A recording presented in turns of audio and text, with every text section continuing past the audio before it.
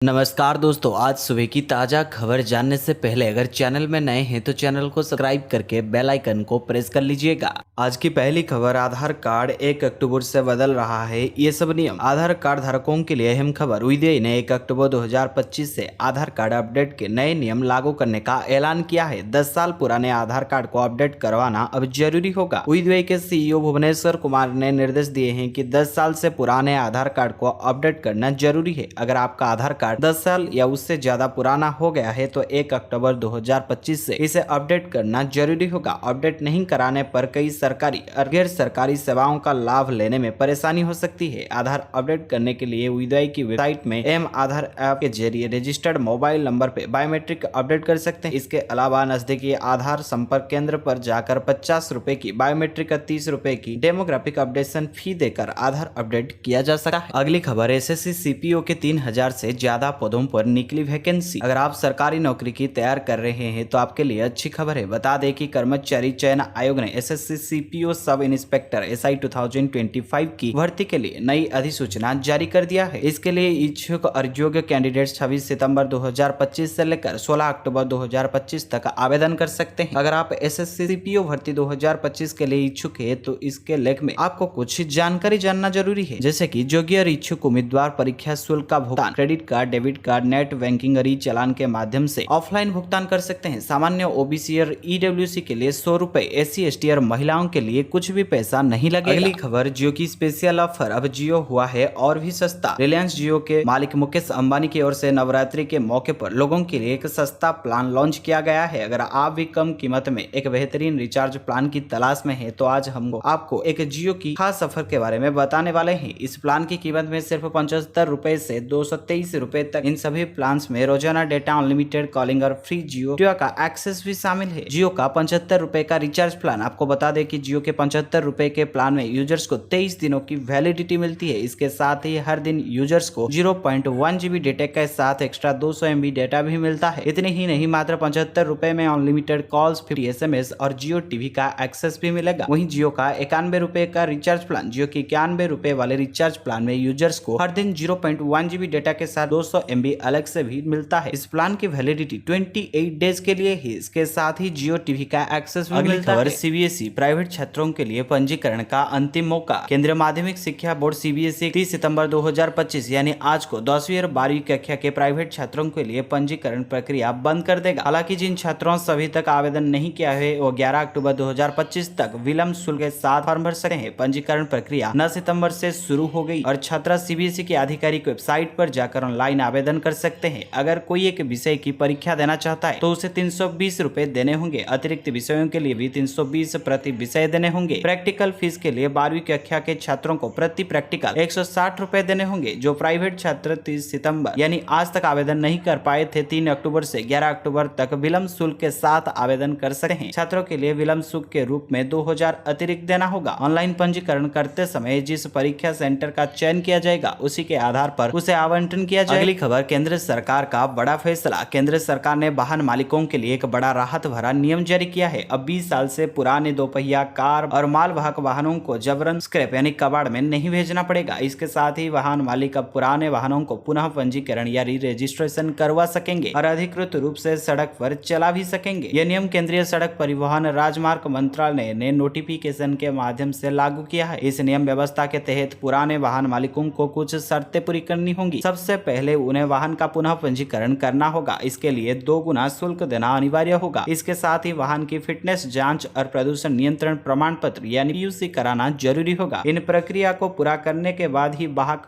की मालिक अपने पुराने वाहनों को सड़क पर चला सकेंगे। केंद्रीय मंत्रालय के अनुसार यह कदम पुराने वाहन मालिकों को राहत देना और वाहन उपयोग से लचीलेपन को बढ़ाने का उद्देश्य से उठाया गया है। पिछले नियम के तहत 20 साल से पुराने वाहनों को स्क्रैप करने के लिए मजबूर किया जाता था, जिसके कई वाहन मालिकों को आर्थिक नुकसान उठाना पड़ता था। नई व्यवस्था के लागू होने से वाहन मालिक अब अपने पुराने वाहन को उचित तरीके से बनकर रख सकेंगे और उसे सड़क पर प्रयोग भी कर सकेंगे।